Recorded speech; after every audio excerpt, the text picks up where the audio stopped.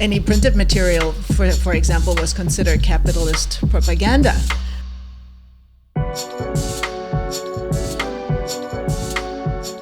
Welcome to Living Legacies with LaVeta, where we explore how to create and preserve meaningful legacies that extend beyond a lifetime.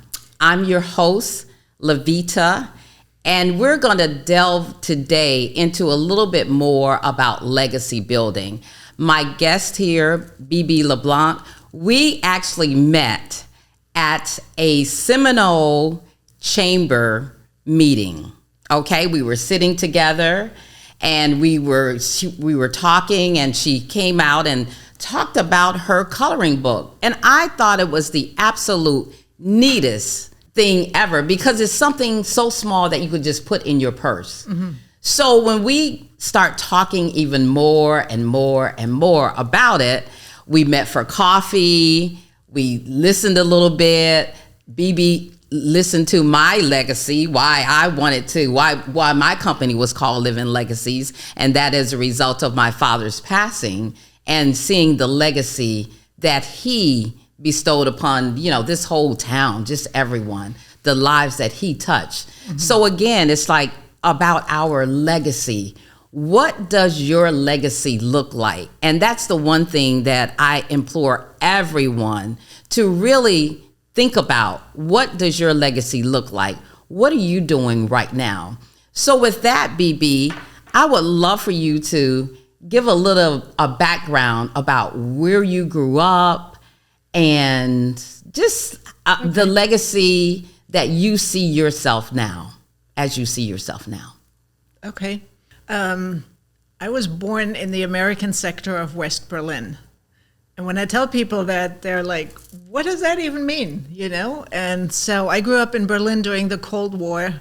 If you go back in history, 1945, the war ended, and the country was divided up into 4 zones of occupation by the British, the Americans, the French, and the Soviet Union. Mm-hmm. And the capital, Berlin, was also divided up, but it was inside the Soviet zone of occupation. So you had this little island of a city in the Soviet, surrounded by the Soviets, and I grew up in the American sector of West Berlin. So that's what that looked like. Mm. And so I grew up in a city that was divided by a wall, surrounded by a wall, and I felt that very acutely during my growing up years. And we had family in East Berlin. My dad's brother's family and his wife and my cousins lived in East Berlin, and we could go visit them, but they could never come visit us. But crossing those checkpoints and going for visits was always scary.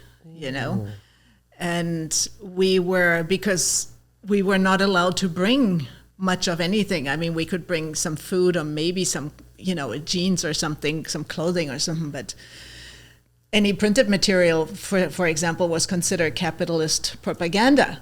And so one time we bought tomato plants for my aunt's garden, and the shop wrapped it in newspaper, and we weren't thinking about it. They were confiscated at the checkpoint, because they were wrapped in newspapers. And the checkpoints, you would have to stop, you turn in your ID, and then they would lift up the back seat of the car to see if you were smuggling anything. They'd stick this long flexible rod into the gas tank to see if you were smuggling rolled up currency or whatever. They had a little mirror on wheels they put under the car. And it was scary as a child, and especially considering, we had to be back out by midnight, and my dad would always cut it close, and and getting to the checkpoint really fast. Yeah, they could arrest you if you weren't there in time, Mm-hmm, mm-hmm. And just the thought of, if they don't want to, they don't have to let you back out, really, And so I grew up with that, and I felt it very acutely, and I always wanted to leave Berlin as soon as I could, and in the end I did. As soon as I finished high school, I left West Berlin and moved to West Germany. So how was that different? Just more space, like Berlin, you were there, you could not just leave and drive to the countryside. you were always in the city, you Right, know? And right. so to get to West Germany, you could take a train or you could take a car and drive through East Germany to get to West Germany. But again, there were checkpoints going in and going out, you know, and long lines, and they could do whatever they wanted with you. Wow. And- Did you ever have any situations where you felt really uneasy, thinking that you may not have gotten through checkpoint? Well, really pretty much every time, because my dad would always smuggle something over that we weren't supposed to bring over, you know? And so he would, instead of doing it before he picked us up, he just, you know, a mile before the checkpoint, he'd pull over and open like the panel of his door or something to shove something in there and then go through the checkpoint. So we knew it, we were aware of it, and that was, you know, like that made the whole thing even scarier. Oh, wow. So what kind of things would he bring? Like Like books food? and printed stuff, for example. Food we were allowed to bring, and you know, and we had just so much more variety in the West. Like if when you went to a store in East Berlin, there was one type of apples, and they were usually pretty wrinkled, and you know, or there was one type of cookies, you know, and nothing like you see here in the shelf, or even we had back then in West Berlin. Nothing like you have here now, but you know, we had more of a selection, and no like ever exotic fruits, bananas or oranges were rare, you know, and sometimes they would have, like one time I was waiting for a bus in East Berlin, we were waiting, and across the street there was a shop, and somebody started setting up a little table.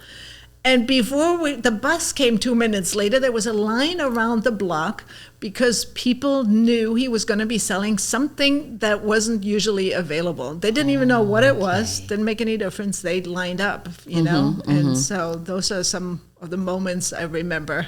Wow. Yeah. And it's almost for me so hard to imagine something like that. Yeah. What was growing up, what was your meal like? Oh, you know, meat and potatoes and vegetables. Like, but we could get anything we wanted to get, and we could get bananas and we could get oranges, you know. They couldn't.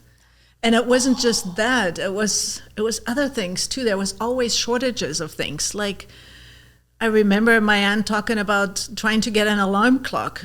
They had them in stock. You had to prove you were working the night shift or the really early shift to even be able to buy an alarm clock, you know? Wow. Or when they had diapers, you had to prove you had a baby. Like, how silly is that? Why else would you buy diapers anyway, you know? So, and yeah. That's so interesting. Wow. Very different world. Very, very different world. So how about like the family, the friendships even, that you grew up with, and then once you moved on, how did those friendships stay, and you know, just the connections that you may still have? I still have some connections to friends from school or that I did sports with, people who I meet with when I go back to visit, and still have family there. And I never made friends in East Germany really, but I had my two cousins, and so I see them when I go over there. We visit. And a result of all of that history that you've grown up with, and all of us grow up with history actually, what have you done recently to leaving a legacy? What have you done just recently when we talk about your exploration? I created this book about the Berlin airlift called Wings of Freedom, and it really is a story that goes way back before. This happened in 1948-49, so this year is the 75th anniversary. And it's before my time, and I never really knew anything about it and how this happening shaped the world and the course of history. And so 5 years ago, I did a coloring book about growing up in Berlin. It's called Berlin Divided, Berlin United. And in the introduction, it tells a little bit of, you know, those things that I just told you. And then it just has the sides of Berlin that relate to the Cold War and the wall installations and those kinds of things. But last year, I visited Berlin just for a brief time, and this story, like I wasn't out to tell this story or do anything. Like I knew very little about the Berlin airlift, but this story, like it found me somehow. Like things happened, the stars aligned, call it what you will. And this story, all of a sudden I'm realizing I need to tell this story, especially in light of this year being the 75th anniversary. And so I came back home and ordered all the books I could find on the topic and just took a deep dive and didn't come up for air for weeks. And, while I realized what an incredible story this is. So if you go back to divided Germany, was divided in 45 and 48, by the time 1948 came around, the Allies realized, or the world realized, the Soviets had vastly different ideas of what was to happen with Germany than the Western Allies, the US, England, and France. And so the Soviets wanted to spread communism in Germany and in Western Europe, and the Western Allies wanted to build a democracy for the first time in Germany. And so it all came to a head when both countries wanted to introduce a currency reform because there was such a flourishing black market and things were very difficult, and they wanted to introduce separate currencies. And the Soviets didn't want the Western currency in West Berlin. And then at that point, when the Americans brought in the currency, the Soviets said, that's enough, and they closed off Berlin. Okay. The roads, the railroads, they took up the tracks in some spots so the trains couldn't get through, and the waterways. Now, West Berlin had to rely on supplies, food and coal and everything from Western Germany. So they had to travel through the Soviet zone of occupation to get to Berlin and supply Berlin. So when they blocked it off, it's like, now what? Right. What are you going to do? And so those access roads or ways of access to Berlin had never been negotiated or put into writing. It was always just a goodwill kind of a thing. But the Soviets had enough. They closed off Berlin, and now what? But in 1945, at the end of the war, somebody had the foresight to negotiate airways. They negotiated 3 air corridors from West Germany to Berlin. So somebody had the idea, well, let's just start flying supplies in by airplanes. And they did that in an attempt to just buy time to continue negotiating and talking with the Soviets, and they're like, ain't gonna happen. We're not interested in when more talking. We're, by the time winter comes, the latest, you're gonna have to stop. There's no way. Nobody expected, first of all, nobody thought it was possible to supply a city of over 2 million people by air with everything they needed. And food, medical supplies, coal, fuel, tools, like whatever you needed. And so they started it anyway. And in the end, they had airplanes landing every 3 minutes. It took huge organization. It took all the right people in all the right places. If you believe in God, you think he had his hands in there and he was directing the whole thing and putting the people in all the right places to make this happen, to organize this huge task. They pulled airplanes from all around the world, and they were not just military airplanes. Airlines had to give up their planes to fly to Berlin. And in the end, they supplied Berlin by air for 10.5 months until the Soviets lifted the blockade. Wow. And it's such an incredible story. And one of the interesting aspects of it is they had to, like the Western Allies didn't have enough troops in Germany, so they had to work together with the Germans. And 3 years before, they were trying to kill each other. They were bombing each other. The city was destroyed. Like 70% of the city was destroyed, And I just saw footage when I was in Berlin, and it's like you can't even imagine what that looked like. And now they had to work together. They had to rely on each other and trust each other, And so that started overcoming those. There used to be fierce enemies. Now they were becoming friends and building relationships that still has an effect on us today. That's right. Exactly. Yes. Now, in any of your research there, did you find any family members that were maybe a part of the airlifts or, that really helped out? No, I did not family members. My mom grew up, and my dad grew up in the Soviet sector of Berlin. But somehow my mom, she remembers the taste of the milk powder that came with the care packages that were sent in. How it made it over there, I don't know, the black market probably. But she remembers that. I've met other people who remember things. And yeah, such interesting stories. It really is. It really is. And it's also, they were flying people out of Berlin that were malnourished or sick, so it was, so they could get help. And then there was the story of Gail Halverson. He's known as the candy pilot, or the chocolate uncle. And he was one of the pilots from Utah, came over there to Germany, and he was flying back and forth 3 times a day. Everybody was tired and exhausted, but one day he stopped at the fence of the airport to talk to there was like a group of like 30 kids or something, and he's talking to them for about an hour until he had to leave again.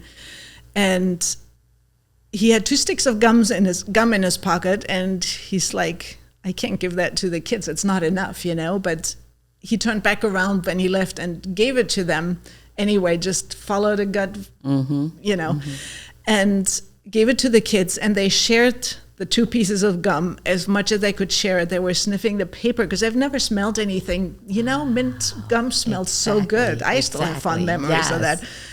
And so he's watching them, and he's like, I'll bring you more tomorrow, but not here at the fence, from the airplane. And so one kid asks, how will we recognize you? And he said, I'll wiggle my wings. And so he flew back to Frankfurt, to his airbase, and bought all the candy he was allowed to buy. And he's like, I can't just throw the stuff out of the airplane. And he took his handkerchiefs and built little parachutes and attached like little packages of candy. And then the next day he flew back and he wiggled his wings, and he could see the kids jumping up and down, and somebody on the crew threw out the stuff. And that turned into a huge movement.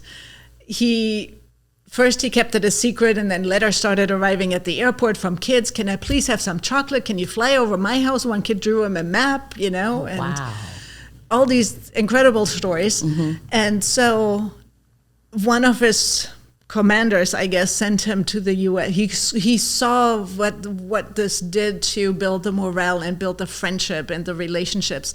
And he sent him to New York for a press conference where he told what the situation Berlin was like, and what he was doing with the candy. And that turned into a huge thing. Church groups, school classes started collecting candy, community, sewing parachutes together and shipping it to Germany, Wow. And so that was a collective with the community and all. So let me ask this question. How did all of this shape your career choices and opportunities for you? Well, this is the most recent book. It's really more what led up to it, but I feel like I've always tried to live life on my own terms and like follow my heart and do the things I want to do. And, I worked in a corporation at some point, and it was fun for a little while, but I can't see myself, now looking back, having done that for any length of time. Okay. And I raised 3 boys, and we homeschooled them, and we traveled a lot, and I was very happy to do that, because I feel like traveling is the best way to educate kids, expose them to different cultures and things like that. Absolutely. So traveling. What do you want your legacy to look like? I want people to remember history. It is so important. I was saying earlier, I wanted to leave Berlin. I did not like growing up with my goal in life when I was a teenager was to leave, get out of there. Now, I feel like I've come full circle in researching the story. Had this not happened, the Berlin airlift, had the Western Allies given up Berlin, I would have grown up under the Soviets. So the wall was the lesser of 2 evils. I just realized that when I was talking to a group of students in Berlin, actually, and that for me is just incredible. And I want people to know history is important. We can learn so much from it. And there's so many incredible stories. We tend to focus on the bad stories, especially as Germans, you know, like the whole concept of German identity. Like here, you grow up with flags everywhere. Right. In Germany, that's now just becoming a thing that you see a flag here or there, a German flag. Like I didn't grow up with that because there was so much shame and guilt from what happened during World War II. Right. And so this story is a positive story. Everybody involved, minus the Soviets maybe, you know, can be proud of this story. Right. And should be. And, you know, we can learn so much.